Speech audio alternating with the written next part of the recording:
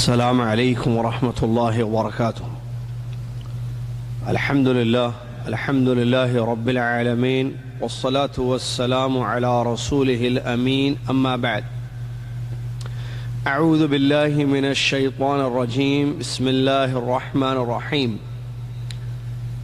يا أيها الذين آمنوا اتقوا الله حق تقاته ولا تموتن إلا وأنتم مسلمون. يا أيها الناس اتقوا ربكم الذي خلقكم من نفس واحدة وخلق منها زوجها وبث منهما رجالا كثيرا ونساء واتقوا الله الذي تساءلون به والأرحام إن الله كان عليكم رقيبا. يا أيها الذين آمنوا اتقوا الله وقولوا قولا سديدا يصلح لكم أعمالكم ويغفر لكم ذنوبكم ومن يطع الله ورسوله فقد فاز فوزا عظيما. قال الله تعالى: يا أيها الذين آمنوا إذا قمتم إلى الصلاة فاغسلوا وجوهكم وأيديكم إلى المرافق وامسحوا برؤوسكم وأرجلكم إلى الكعبين وإن كنتم جنبا فاطهروا وإن كنتم مرضى أو على سفر أو جاء أحد منكم من الغائط أو لامستم النساء فلم تجدوا ماء فتيمموا صعيدا طيبا فامسحوا بوجوهكم وأيديكم منه ما يريد الله ليجعل عليكم من حرج ولكن يريد ليطهركم وليتم نعمته عليكم لعلكم تشكرون. وفي الحديث قال صلى الله عليه وسلم: لا يقبل الله صلاة بغير طهور ولا صدقة من غلول. رواہ مسلم او کما قال صلی اللہ علیہ وسلم. تمام تعریفیں، ہر قسم کی بڑائی اور کبریائی اللہ وحدہ لا شریک احکم الحاکمین الہ العالمین کے لیے ہی ہے، اسی لیے کہ وہ ہر قسم کی تعریف کا مستحق ہے. اس نے پیدا کیا، کھلاتا ہے، پلاتا ہے اور انسان کی ضرورتوں کو پورا کرتا ہے. سبحان اللہ و بحمدہ سبحان اللہ العظیم.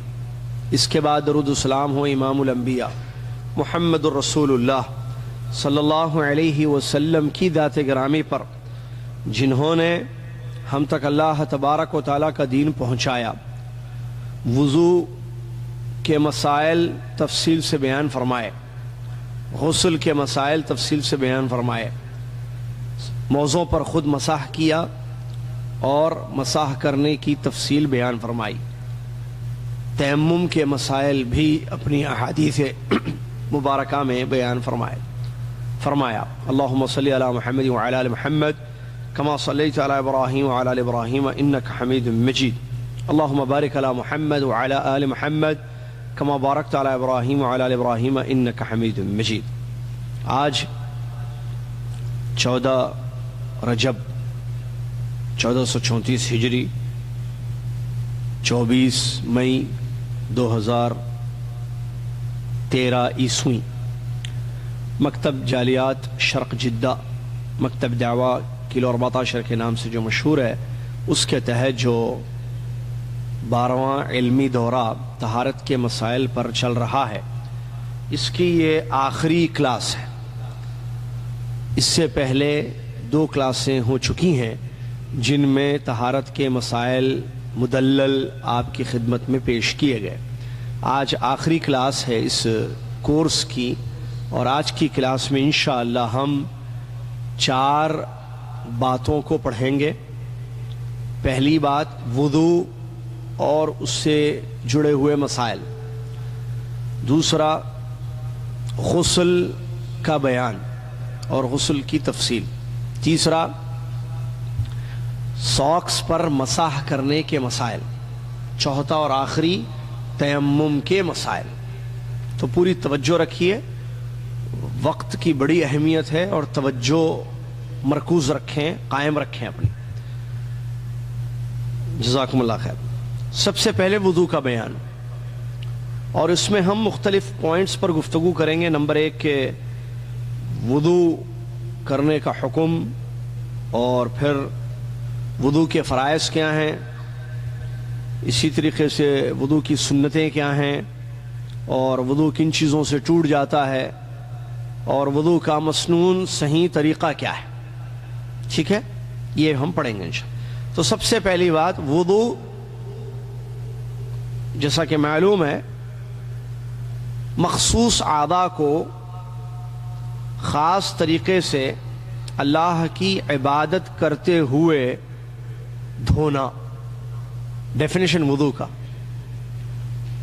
خاص مخصوص اعضاء یعنی پارٹس، مخصوص پارٹس باڈی کے خاص طریقے سے اللہ کی عبادت کرتے ہوئے دھونا، اس کو کیا بولتے ہیں؟ وضو. اور ایک ہے وضو، ایک ہے وضو. واو پر زبر اور پیش کے فرق کے ساتھ. واو پر اگر پیش ہوگا تو اس کا مطلب پریکٹیکل وضو جو کرتے ہیں، جس میں ہاتھ اور کلی وغیرہ دھوتے ہیں، یہ ہے وضو عربی میں. حالانکہ بولتے ہیں اردو میں سب وضو وضو ہی بولتے ہیں اس کو، لیکن صحیح جو پروننسیشن ہے عربی میں وہ ہے وضو. ٹھیک ہے.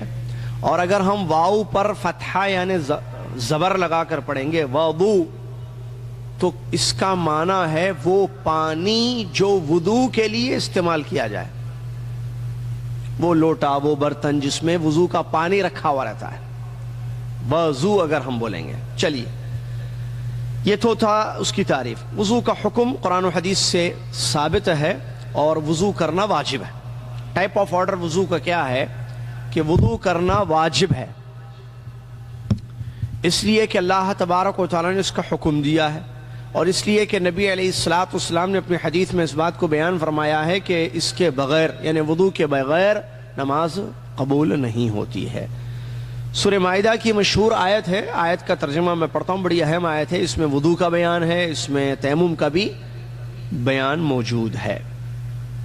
اللہ تبارک و تعالیٰ ارشاد فرماتا یا ایھا الذین آمنوا، اے وہ لوگو جو ایمان لائے ہو، اذا قمتم الی الصلاۃ، جب تم نماز کے لیے کھڑے ہونا، مطلب کھڑے ہونے کا ارادہ کرنا، فاغسلوا وجوہکم، تو اپنے چہروں کو دھو، وایدیکم الی المرافق، اور اپنے ہاتھوں کو کوہنیوں تک دھو، وامسحوا برؤوسکم، اور اپنے سر کا مسح کرو، وارجلکم، اور اپنے پیروں کو دھو، الی الکعبین، ٹخنوں تک، وان کنتم جنوبا، اگر تم ناپاک ہو، فطہروا، تو طہارت حاصل کرو، غسل کرو، وان کنتم مرضی، اگر تم بیمار ہو، او علی سفر، یا سفر پر ہو، او جاء احد منکم من الغائط، یا کوئی بیت الخلاء سے آئے، ٹوائلٹ سے فارغ ہو کر،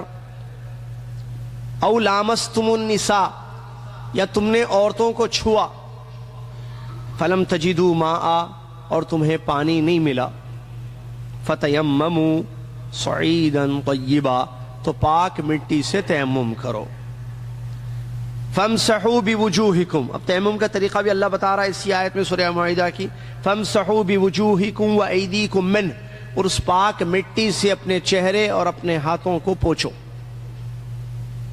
ما یرید اللہ لیجعل علیکم من حرج، اللہ تعالیٰ تمہیں کسی تنگی میں نہیں رکھنا چاہتا ہے، ولیکن یرید لیطہرکم، لیکن اللہ تعالیٰ تم کو پاک کرنا چاہتا ہے، ولیتم نعمتہ علیکم، اور اپنی نعمت کو تم پر پوری کرنا چاہتا ہے، لعلکم تشکرون، شاید کہ تم اللہ کے شکر گزار بن جاؤ. یہ ہے وہ آیت سورہ مائدہ کی جو آیت نمبر 6 ہے، جس میں وضو کا ذکر ہے ابتدا میں. ٹھیک ہے. اور اللہ کے نبی علیہ الصلوۃ والسلام کی وہ حدیث جس کو امام مسلم رحمہ اللہ نے روایت کیا ہے، لا يقبل اللہ صلاۃ بغیر طہور، بغیر وضو کے اللہ نماز قبول نہیں کرتا ہے، ولا صدقۃ من غلول، اور خیانت کیا ہوا صدقہ، خیانت سے کوئی چیز لے انسان تو اور اللہ کے راستے میں خرچ کرے تو اللہ تعالیٰ اس صدقے کو قبول نہیں کرتا ہے۔ تو اس حدیث سے بھی نماز کے لیے وضو جو ضروری ہے اور واجب ہے وہ بات معلوم ہوئی۔ چلیے، اور اس پر اجماع بھی ہے تمام علماء کا، تمام مسلمانوں کا، کہ وضو کرنا نماز کے لیے واجب ہے۔